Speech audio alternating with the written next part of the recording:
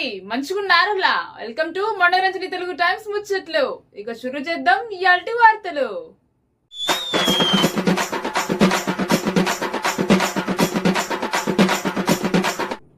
ఇగో చట్టం ఎవరికి చుట్టం కాదు. పేదోళ్ళకైనా పెద్దోళ్ళకైనా ఒకటే న్యాయం ఉండాలి. ఇక గిది వరకే సోషల్ మీడియాలో బండి సంజయ్ కొడుకు మీద ఫోక్సో కేసు ముచ్చట వైరల్ అయింది కదా. ఇక ఈ కేసులో మైనర్ బాలికకు న్యాయం చేయాలని మీడియా సమావేశంలో మాజీ చైర్మన్ దాదుని గారి విఠలరావు మాట్లాడిండు. ఇక ముచ్చటేంటి అంటే కేంద్ర మంత్రి హోంశాఖ శాఖ మంత్రి బండి సంజయ్ పుత్రరత్నం బండి భగీరథ్ మీద ఫోక్సో కేసు నమోదు చేసి ఇమ్మీడియట్ గా అరెస్ట్ చేసి లోపలేయాలని ప్రెస్ మీటింగ్ లో మాజీ జెడ్పీ చైర్మన్ దాదున గారి విఠలరావు సారు ప్రభుత్వం తీరు మీద పోలీసుల పనితనం మీద గుస్సాయిండు. ఇక నిజామాబాద్ జిల్లా మాక్లూరులో సోమవారం నాడు పత్రికా మీటింగ్ పెట్టిండ్రు అన్నట్టు. ఇక ఈ బీఆర్ఎస్ రాష్ట్ర కార్యదర్శి మాజీ జెడ్పీ చైర్మన్ దాదున గారి విఠలరావు సార్ ఏమన్నాడంటే బండి సంజయ్ సుపుత్రుడు బండి భగీరథ్ ను అరెస్ట్ చేయాలని డిమాండ్ చేసిండ్రు. ఇది ప్రజాస్వామ్యం దేశం, ప్రజాస్వామ్యం రాష్ట్రం కాబట్టి రాచరిక అరచిక పాలన నడద్దు. బండి భగీరథ్ ఒక మైనర్ పిల్ల మీద 5-6 నెలల కాడికేం చేయాలి లైంగిక దాడులు అత్యాచార యత్నానికి పాల్పడుతున్నారని ఆరోపణలు చేసిండ్రు. గిసుంటి గలీజ్ పనులకి ఒడిగట్టిన ఎవరైనా సరే గాలని ఇడిచిపెట్టేదే లేదు, చట్టపరంగా చర్య తీసుకోవాలని డిమాండ్ చేసిండ్రు. ఇన్సిడెంట్ బండి సంజయ్ కుమారుడు బండి భగీరథ్ మరి ఒక మామూలైన మైనర్ అమ్మాయిని, మిడిల్ క్లాస్ అమ్మాయిని మరి గత 4-5 నెలల నుంచి మరి అమ్మాయిని మంచి మాటలు చెప్పి పెళ్లి చేసుకుంటాని అమ్మాయిని దొంగ తీసుకున్న ఏదైతే ఉందో బండి భగీరథ్ ఆ ఇష్యూను మేము తీవ్రంగా ఖండిస్తూ ఉన్నాం.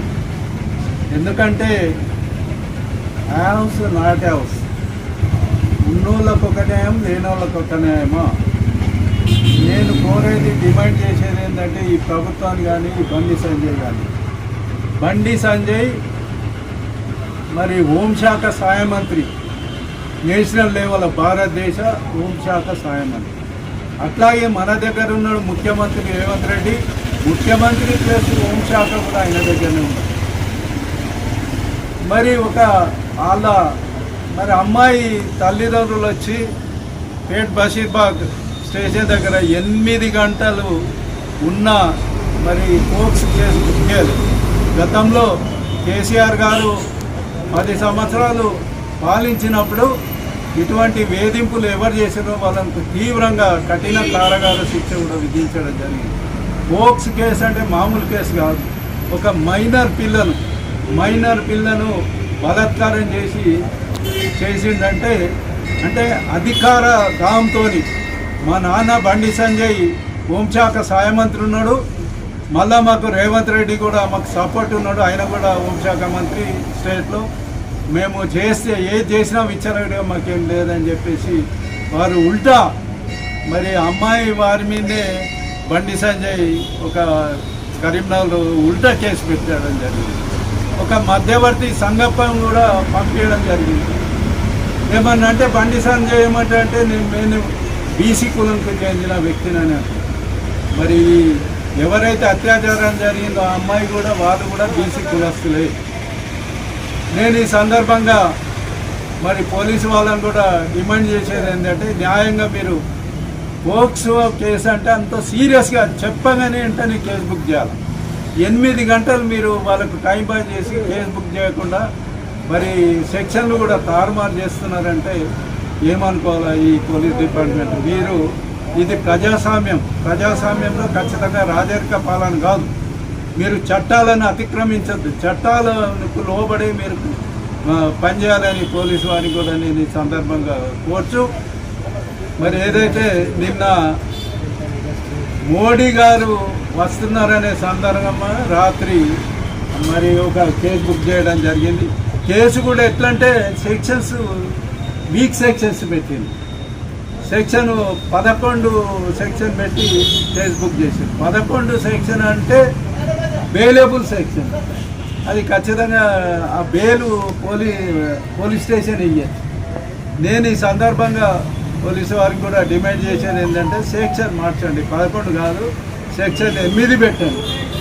8 ప్రకారం సెక్షన్ పెట్టి కఠినంగా నిందితుడిని శిక్షించాలి. ఎందుకంటే ఈరోజు ఈయన చేసిండు అధికార దాంతో, రేపు ఇంకోళ్ళు చేస్తారు. దీన్ని ఎగ్జాంపుల్ తీసుకుంటారు. బండి భగీరథ చేస్తే ఆయనకేం కావాలి, మరి నేను చేస్తే రేపు రెచ్చిపోతాయి. ఈ అత్యాచారాలు అనేవి రెచ్చిపోతాయి. ఒక ఒంటరి మహిళ గతంలో అర్ధరాత్రి 12 గంటలు తిరిగిన రోజులున్నాయి. కేసీఆర్ ముఖ్యమంత్రి ఉన్నప్పుడు, బీఆర్ఎస్ గవర్నమెంట్ ఉన్నప్పుడు.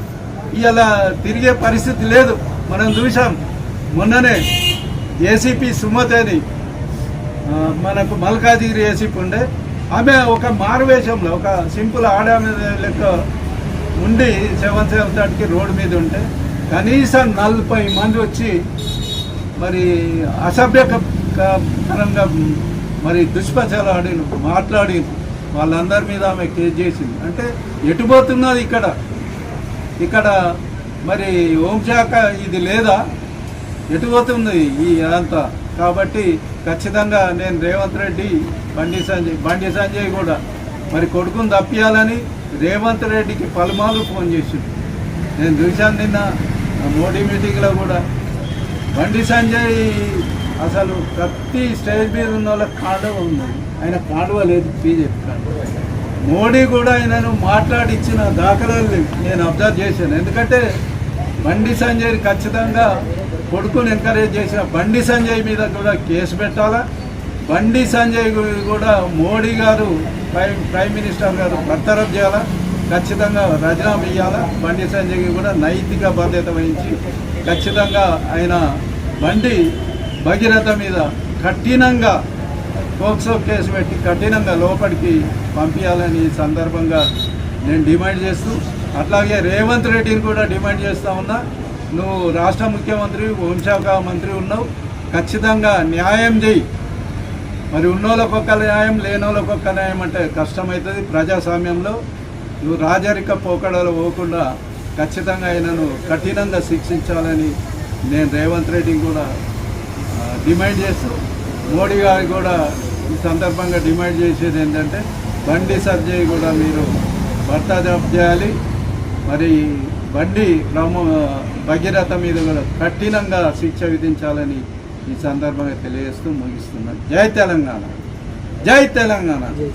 కేసీఆర్ గారి నాయకత్వం, కేసీఆర్ గారి నాయకత్వం, కేటీఆర్ గారి నాయకత్వం, కేటీఆర్ గారి నాయకత్వం.